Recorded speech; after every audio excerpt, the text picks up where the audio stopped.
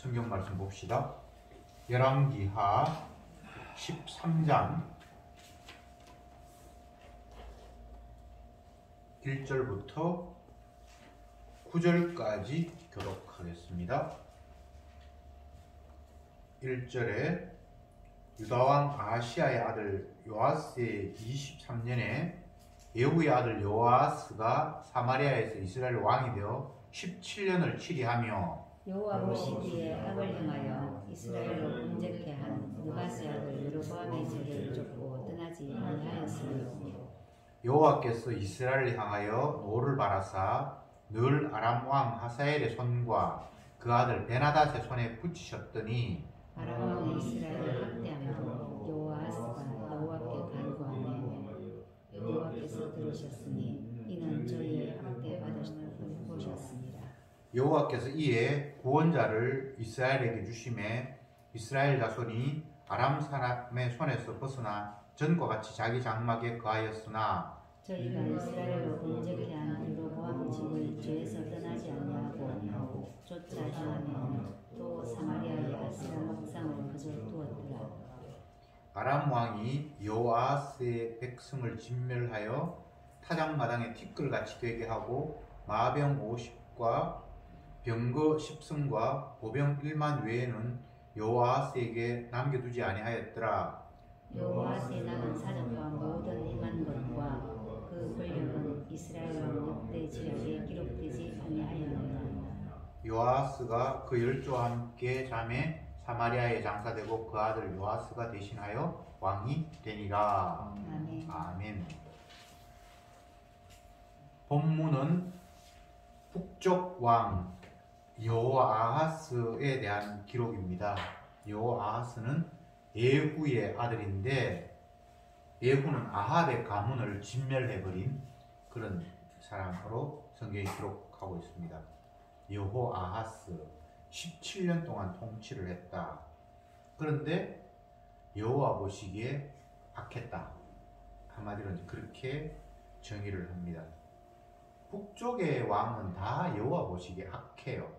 그 이유가 뭔가 하면 여로보암의 죄를 따랐다. 이렇게 말씀하고 있습니다. 오늘 2절에도 그 이야기가 나오고 6절에도 그 이야기가 나오고 여로보암의 집에서 죄를 떠나지 아니하였다. 여로보암의 행위를 따랐다. 이게 여호와 보시기에 악하다.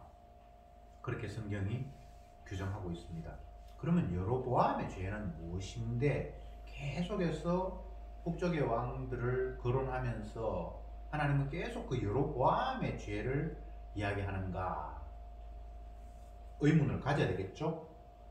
여로보암의 죄는 다른 것이 아니라 하나님께서 원하시는 다윗의 가문, 그 자손을 통해서 왕권을 잇겠다는 하나님의 말씀을 무시한 채 자기 나름대로의 그 왕권을 세웠던 것, 그것이 여로보암의 죄입니다. 성경 한 구절을 봅시다. 열왕기상 12장 16절부터 제가 몇 절을 볼게요. 열왕기상 12장 16절에 온 이스라엘이 자기들의 말을 왕이 듣지 아니함을 보고 왕에게 대답하여 가로되 우리가 다윗과 무슨 관계가 있느냐? 이새의 아들에게 업이 없도다. 이스라엘아 너희의 장막으로 돌아가라. 다윗이여 이제 너는 네 집이나 돌아보라 하고 이스라엘이 그 장막으로 돌아가니라. 여기서 지금 르호보암 왕이 백성들의 요구를 들어주지 않고 더욱더 백성들을 쥐어짜겠다 뭐 그런 식의 이야기를 하니까 여로보암을 비롯한 많은 세력들이 그러면 이제 우리는 다윗의 아들과는 상관이 없다. 다윗이 무슨 관계, 우리가 다윗과 무슨 관계가 있느냐? 이 말이 여로보암의 죄인데 제일 중요한 것은 하나님의 약속이죠.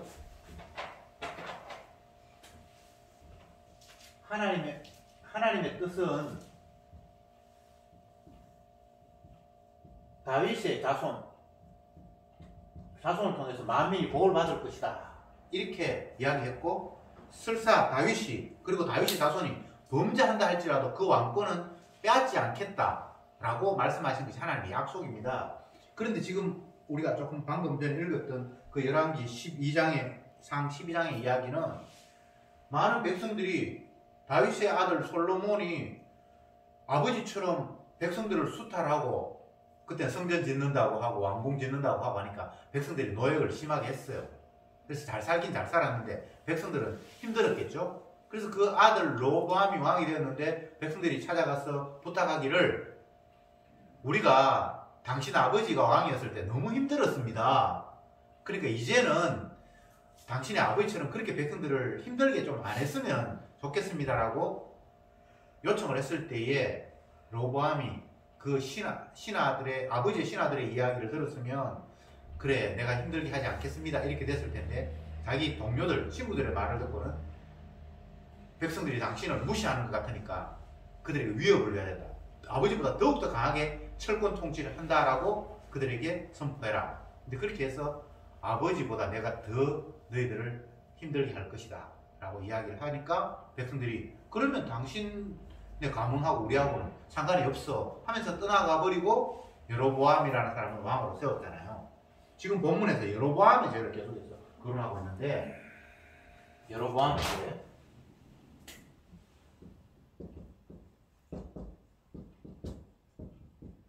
죄 여로보암의 죄는 하나님이 다윗의 자손을 통해서 모든 것을 이루겠다는 이걸 무시하는 게 여로보암의 죄예요. 정치를 잘했다 못했다 왕이 우리를 따라주네 안 따라주네 언약이 없다면 이 여로보암과 여로보암을 따르는 사람들의 이론이 맞을 수 있겠죠.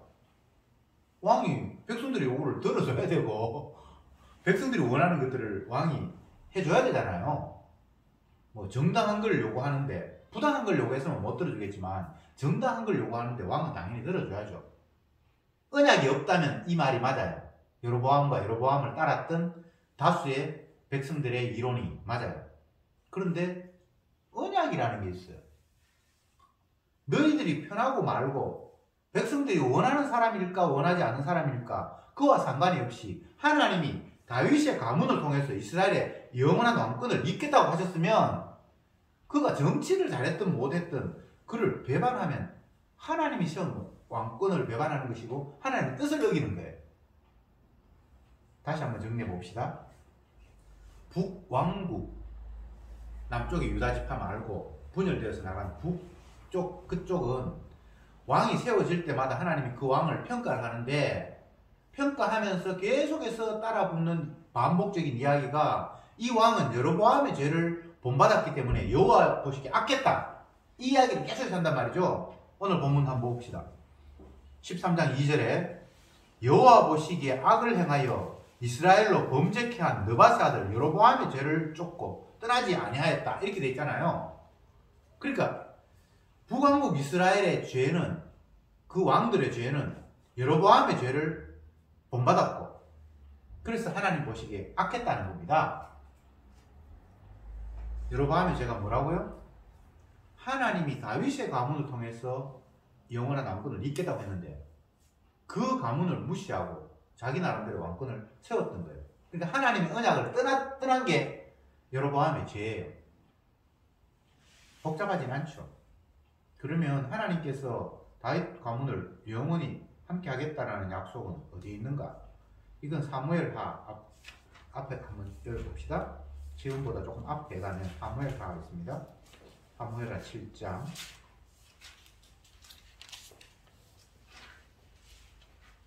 13절부터 제가 몇 절 읽어볼게요.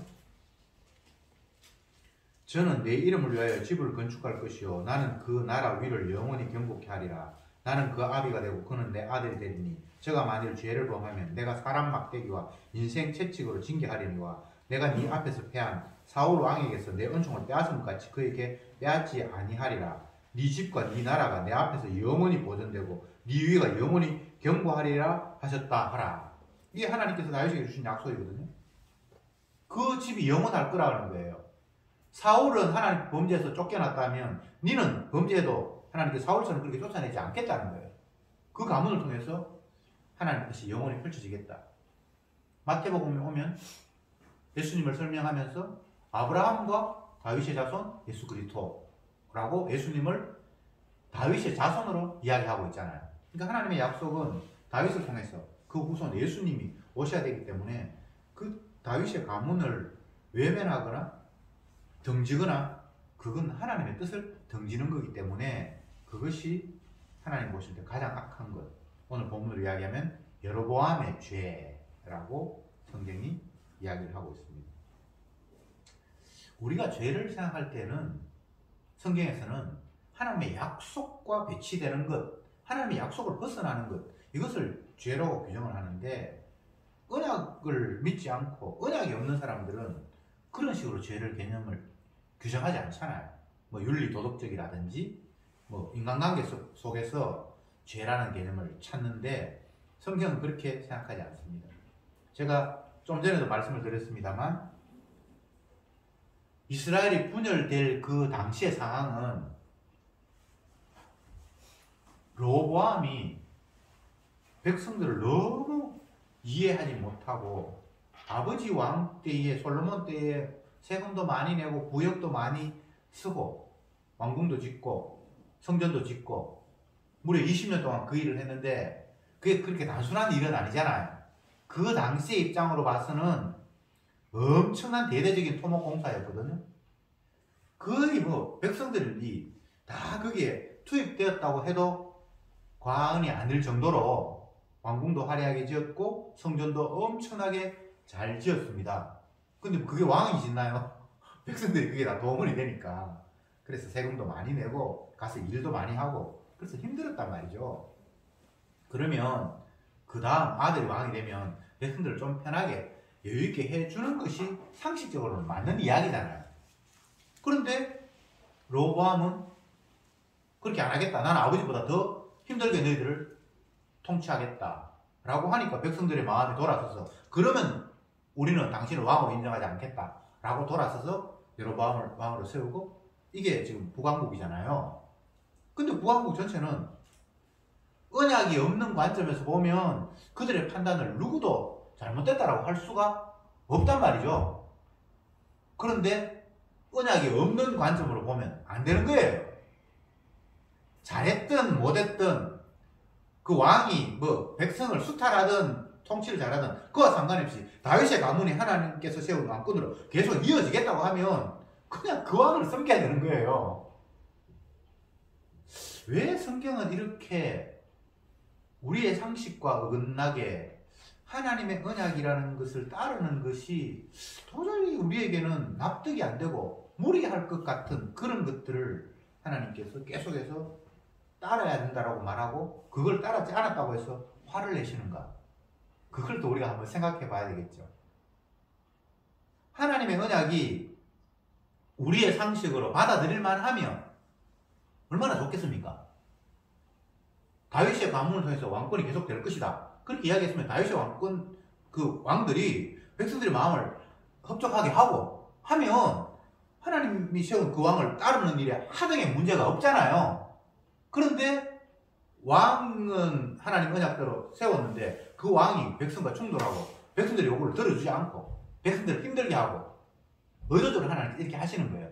그렇게 해서 왕이 우리를 힘들게 하면 우리는 그를 왕으로 인정하지 않을 거야 라고 떠나가 버렸는데 하나님이 네가 내 언약을 무시했네 라고 지적을 하신단 말입니다. 참 하나님이 죄를 지적하시는 방법이 희한하죠. 이스라엘 백성들이 애굽을 떠나서 하나님 지시한 가나안 땅으로 가라. 그게 백성들의 요청이 이전에 하나님의 약속이었잖아요. 그래서 모세를 보내고 그러면 백성들은 어떤 생각을 가집니까? 와, 하나님께서 우리에게 은혜를 주셔서 우리의 기도를 들어주셔서 이제 젖과 꿀이 흐르는 땅 가나안 땅으로 인도하신다고 하니까 이제는 정말 행복한 날만 기다릴 것이다. 이제 펼쳐질 것이다. 그렇게 기대를 하고 하나님의 약속대로 애굽을 떠났는데 과연 행복만 펼쳐집니까? 아니잖아요. 계속해서 문제가 발생해요. 맨 처음 발생한 문제는 가나안 땅으로 가야 되는데 홍해가 바다가 앞에 또 가로놓여 있어서 바다를 배 없이 어떻게 건넙니까? 수영해서 건널 그런 공간이 아니잖아요. 그리고 갈 데가 없는데 또 뒤에는 애국의 군사가 창 들고 따라오고,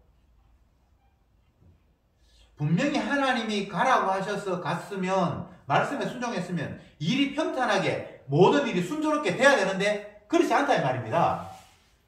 그렇게 해서 원망을 하잖아요. 하나님 이런 식으로 우리에게 죄를 끄집어내는 거예요. 언약은 순종할 만해서 합당해서 순종하는 게 아니에요. 그게 하나님의 말씀이기 때문에 따라야 되는 거예요.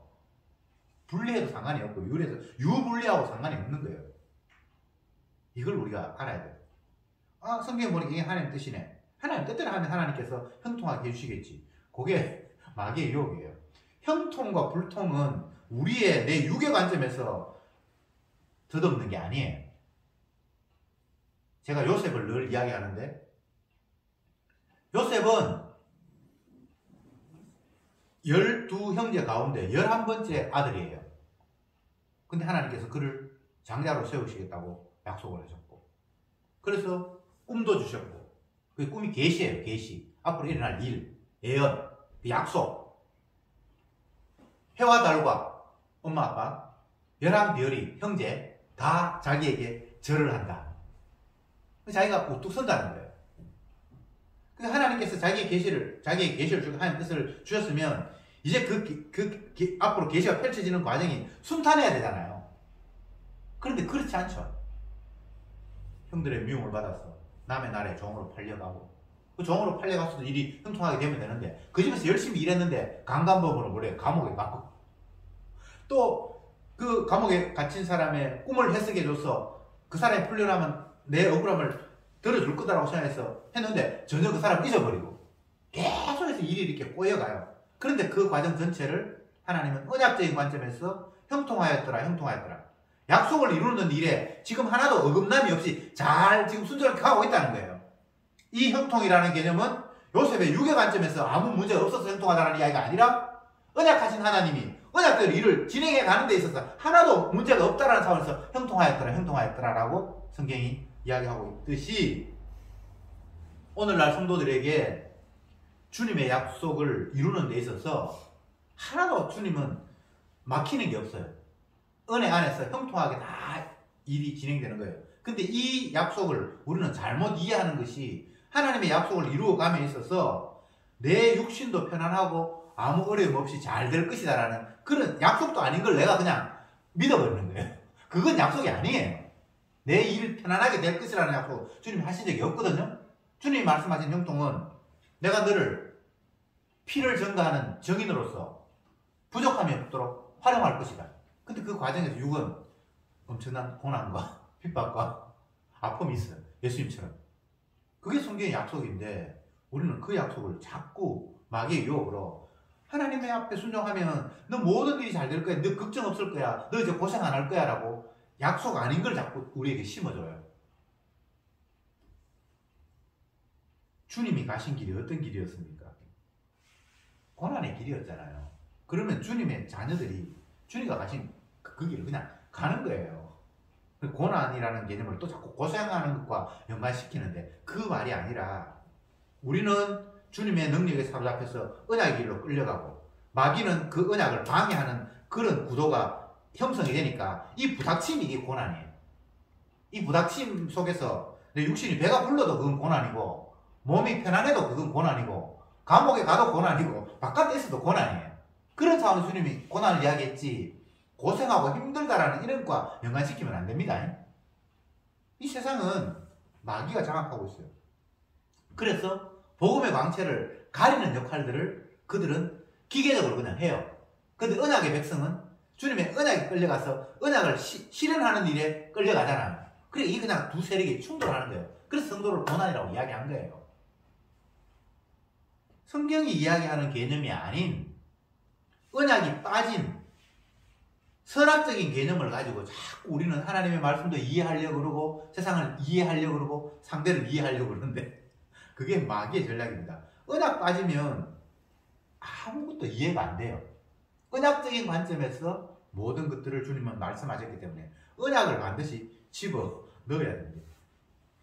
다시 본문 돌아가서 예후의 아들 여호아하스가 17년 동안 북왕국 이스라엘을 통치했는데 그의 통치 기간은 여호와 보시기에 악했다. 왜? 여로보암의 죄를 본받았기 때문이다. 이렇게 성경이 이야기를 하고 있습니다. 17년 아니라 170년을 통치해도 여로보암의 죄를 본받았다고 하면 하나님의 뜻을 벗어난 것이고 그건 여호와 보시기에 악한 것 너무나 당연하죠. 그런데 그 여로보암의 죄를 본받는 중에 또 재밌는 게 또 나타나요. 3절에 보면 여호와께서 이스라엘을 향하여 노를 바라사 늘 아람 왕 하사엘의 손과 그 아들 베나단의 손에 붙이셨더니 아람 왕이 이스라엘을 학대함으로 여호아스가 여호와께 간구하며 여호와께 들으셨으니 이는 저희 학대받음을 보셨습니다. 여호와께서 이에 구원자를 이스라엘에게 주시며 이스라엘 자손이 아람 사람의 손에서 벗어나 전과 같이 자기 장막에 거하였으나 여로보암의 죄를 본받고 있는데 그래서 하나님께서 아람 군대를 보내서 이스라엘을 학대했는데 그가 또 기도하면서 하나님 우리가 지금 학대받고 있습니다. 그러니까 하나님께서 또 구원자를 보내서 그 학대자를 쫓아내셨다라고 이렇게 이야기를 해요.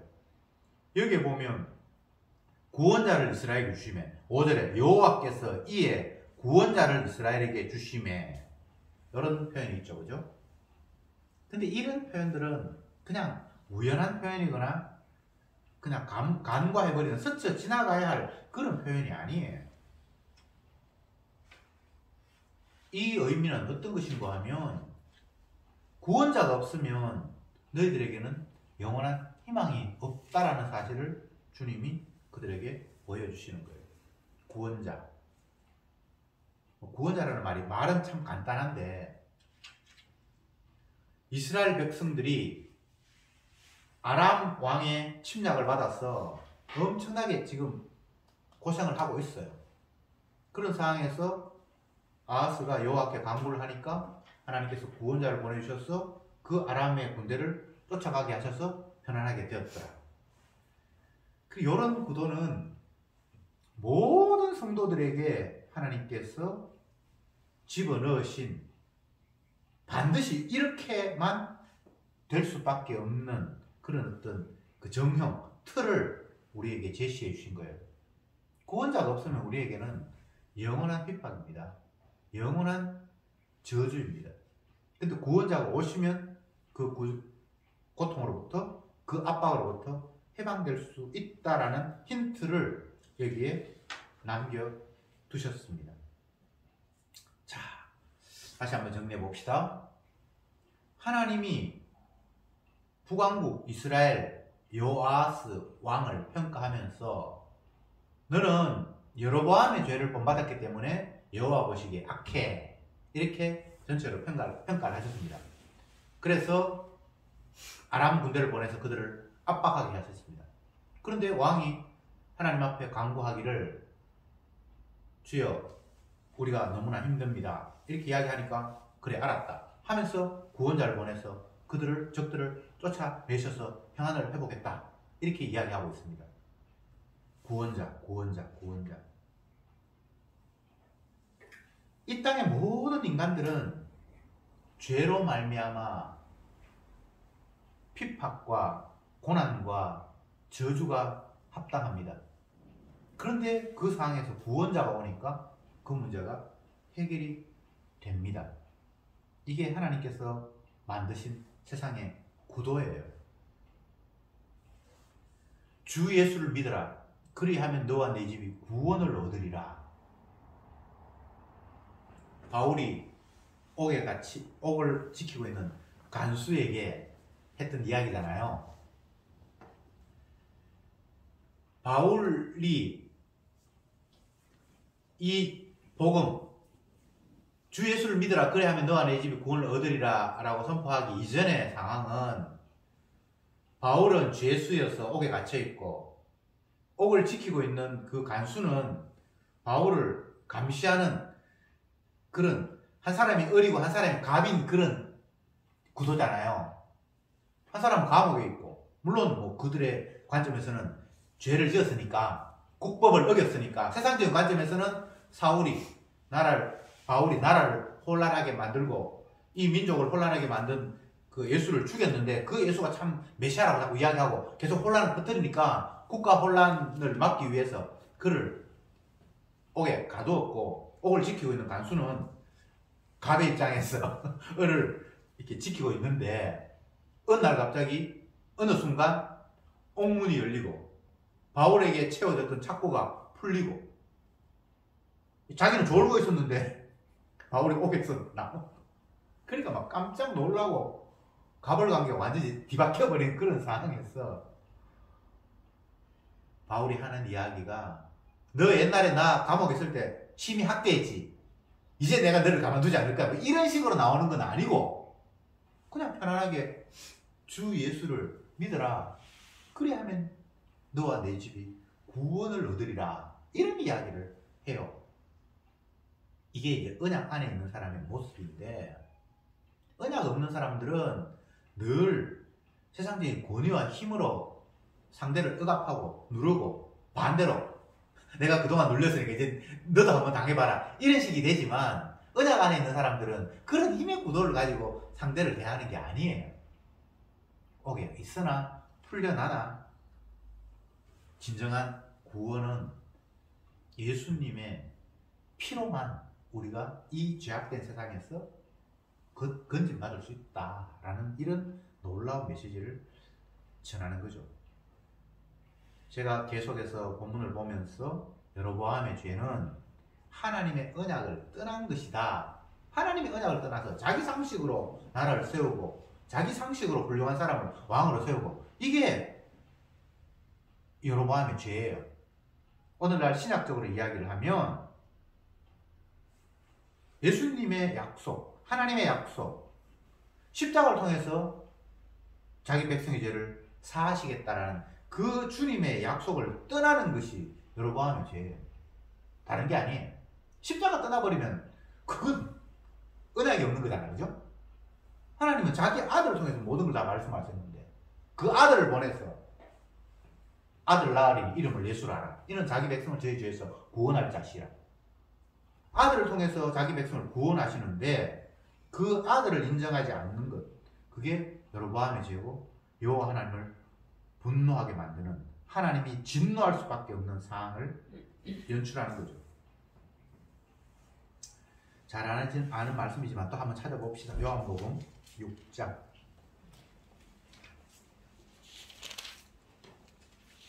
53절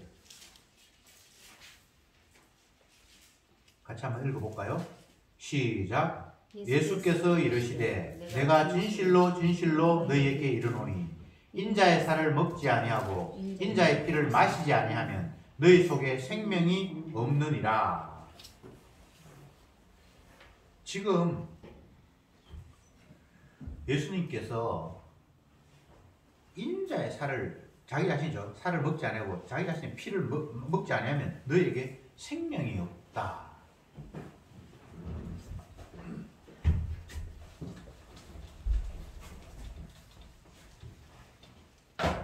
생명이라는 단어가 나오는데,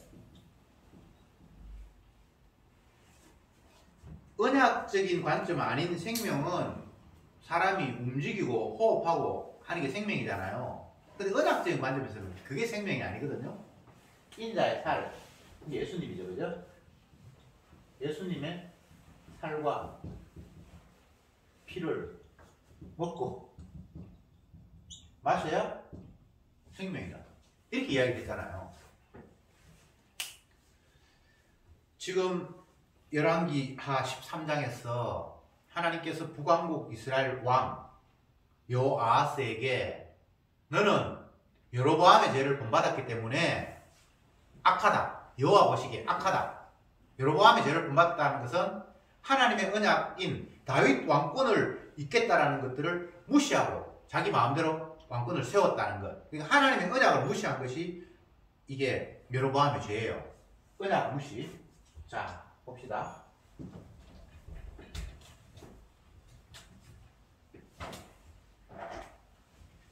언약이 있어요. 이게 하나님의 약속이, 하나님 주신 말씀이 있어요. 근데 인간의 이성은 하나님 주신 말씀이 썩 그렇게 합당하거나 합리적이지 않아요. 한번 생각해 봅시다. 나라가 있고 그 나라를 지도하는 왕이 세워졌어요. 그러면 그 왕이 훌륭하게 백성을 잘 지도하면 왕의 자격이 있는 거죠.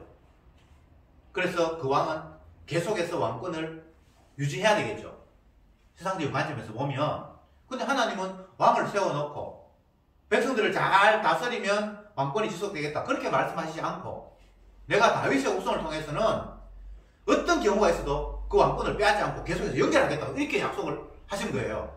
하나님의 약속, 우리 상식으로는 받아들이기 힘들잖아요. 그런데 그건 하나님의 약속이에요.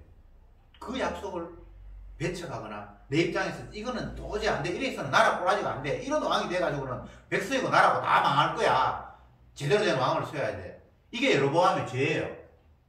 이게 인간의 죄악이에요. 우리가 판단할 때는 저 왕이 잘못됐으니까 더 훌륭한 왕을 세우면 좋겠다라는 생각을 할 수 있겠지만, 하나님은 왕을 세우는 이유가 나라 잘 되는 것도 목적이 아니고 영원한 왕, 장차 오실 메시아를 보여주기 위해서 임시왕을 그냥 하나하나 세워나가는 거예요. 언약적인 관점에서 주님은 모든 것들을 바라보시는 거예요. 그래서 순간적으로 나라가 엉망이 되기도 하고 포로 잡혀가기도 하고 성전이 무너지기도 하고, 근데 그 과정 전체가 다 언약을 이루어가는 순간이에요. 그래서 우리는 그렇게 좁게 볼 일이 아니에요. 아이고 이제 나라 다 망했네, 이제 뭐 모든 게 끝났네, 유교 관점에서 그런 이야기를 할 수가 있잖아요. 근데 그게 언약이 빠진 생각이에요. 베드로전서 후서 보면서 하나님을 알지 못하고 언약을 믿지 못하는 사람들이 하는 이야기는 하나님 말씀이 거짓말이라는 거예요. 예수님이 강림하신다고 그랬는데 이렇게 세월이 지났는데 강림도 안 하고 세상은 여전히 악하고, 그러니까 그거 거짓말이야. 그게 언약 관점이 아닌 유교 관점, 시간 개념, 자기 몸 중심으로 내가 편해야 되는데, 내가 구원받아야 되는데, 이런 자기 중심으로 생각을 하니까 그 하나님의 말씀을 못 믿으니까 엉뚱한 소리 하는 거예요. 자, 이제 결론을 맺읍시다. 요한복음 6장에서 우리 아까 53절에서 인자의 살을 먹지 아니하고 인자의 피를 마시지 아니하면 너희 속에 생명이 없다, 그런 말씀을 하셨는데, 그 뒤에 보면 예수 안과 예수 밖을 또 말씀하셨어요. 다시 한번 요한복음 봅시다. 요한복음 6장 56절인데 이번에는 56절 같이 읽읍시다. 시작. 내 살은 먹고 내 피를 마시는 자는 내 안에 거하고 나도 그의 안에 거하나니. 예수님의 살을 먹고 마시는 자는 예수님 안, 예수님 피와 살을 못 먹는 사람은 왜 됩니까? 예수님 밖. 옛날 창세기에서는 에덴 동산을 만드시고 그 에덴 동산 중앙에 생명나무를 두셨는데, 인간들이 선악과를 손댐으로 말미암아 생명나무가 있는 곳으로부터 추방됐습니다. 안과 밖을 제가 이야기하고 있습니다. 이게 에덴 동산이고 여기에 생명나무가 있어요. 생명나무. 근데 인간이 범죄함으로 말미암아 이 생명나무가 에덴 동산부터 추방되었어요. 그리고 여기는 천사를 통해서 지켜서 들어오지 못하도록 한 거예요. 여기 아니고 여기는 밖이잖아요. 아담 이후에 쫓겨난 인간들은 안에 있습니까? 밖에 있습니까? 밖에 있지. 그런데 신약에 넘어오면 이 안과 밖이라는 개념이 장소적인 개념, 공간적인 개념이 아니라 예수 그리스도의 살을 먹고 마시는 사람은 예수 안이라 그러고, 예수 그리스도의 살과 피가 없는 사람은 예수 밖이라 그러죠. 그죠? 이건 이제 공간적인 개념이 아니에요. 옛날에는 공간적인 개념이었다면 이제 신약에 넘어오면 공간적인 개념이 아니에요. 피와 연결되어 있냐, 피로 씻음 받았냐, 그 피를 믿냐, 그렇다면 그거는 예수 아니고, 그게 아니면 예수 밖이에요. 제가 에덴 동산 안과 밖을 늘 자주 이야기를 했는데, 생명나무가 없는 바깥에서 뭐 정성을 들이고 기도하고 어떤 일을 해도 생명나무가 없습니다. 십자가의 피로 용서받은 그 예수 안이 아니면 그 피 말고 다른 어떤 방법으로도 주님을 기쁘시게 하거나 언약을 따를 수 있는 재주가 없습니다. 유대인들이 율법을 열심히 나름대로 지켰잖아요. 안식일도 지키고 11조도 하고 구제도 하고 기도도 하고 전도도 하고 열심히 했잖아요. 그런데 왜 예수님 보실 때 독사의 새끼들아, 너희 아비는 마귀다, 왜 이런 소리를 들어야 했습니까? 주님의 궁극적인 약속, 내 살과 피를 먹어야 된다라는 거기에서 그들은 벗어나 있는 거예요. 구약으로 이야기하면 생명나무가 있는 이 에덴 동산 아니 바깥에서 자기들이 열심히 구제하고 율법 지킨다고 하고 있는 거예요. 하나님 섬기고. 근데 그 하나님은 가짜일 수밖에 없죠. 그들의 행위는 다 하나님을 발로 차는 일밖에 안 되겠죠. 이런 구도란 말이죠. 오늘날 수많은 사람들이 종교적인 열심을 내기도 하고 심지어는 자기 몸을 희생하면서까지 신을 위해서 뭔가 하는 사람들도 있고 뭐 별별 사람들이 다 했어요. 근데 왜 그런 것 전체를 성경은 인정하지 않는가? 예수 안이 아니라 예수 밖이라니까. 예수님의 살과 피의 관점에서 얽혀 있는 게 아니라 예수님의 피하고 상관없이 자기 열심을 가지고 주님 앞에 뭔가를 한다고 하니까 그게 여로보암의 죄잖아요. 언약을 벗어나 있잖아요. 논리가 그렇게 복잡하지 않죠. 안과 밖이라는 개념은 우리는 뭐 교회 안에 있다, 예수 믿는다, 그런 개념도 아니고요. 주님의 살과 피, 십자가에서 대신 당하신 그 대속의 희생, 그것에 결부되어야만 그게 예수 안이에요. 피 흘림이 없으면 사함이 없다. 예수님이 너를 대신해서 네가 받아야 될 저주를 대신해서 그분이 대신 피 흘려서 저주 받는 것 말고는 네가 용서받을 방법이 없다. 그게 주님의 유일한 약속이잖아요. 약속. 다윗의 가문을 통해서 복받을 자가 왕권이 영원히 지속될 것이다 라는 그 약속이 조금 희미했던 약속이라면 신약시대에 와서는 예수님의 살과 피는 아주 선명하고 분명한 약속이잖아요. 다윗의 자손을 통해서 만민이 복을 받을 것이라고 했는데 그 다윗의 자손은 여럿을 가리켜서, 아브라함 자손은 여럿을 가리켜서 자손이 아니라 예수님 한 분을 가리켜서 다윗의 자손이고 아브라함의 자손이다. 그러니까 그분이 너희들을 대신해서 너희들이 받을 저주를 대신해서 저주 받음으로 말미암아 너희가 죄에서 사함을 받는다. 이게 유일한 약속입니다. 왜 자꾸 신약에서는 예수님의 십자가, 피, 그 이야기를 할 수밖에 없는가 하면 그게 유일한 약속이기 때문에 그것만이 예수 아니에요. 내 살을 먹고 내 피를 마시지 않으면 너에게 생명이 없다. 생명이 없다는 말은 죽었다는 이야기잖아요. 예수님의 살과 피가 없으면 그건 살아있는 게 아니에요. 언약적으로 볼 때. 그런데 예수님과 상관이 없이, 예수님의 십자가와 상관이 없이, 예수님의 살과 피와 상관이 없이 살아있다고 하는 사람이 얼마나 많습니까? 다 지가 살아있대요.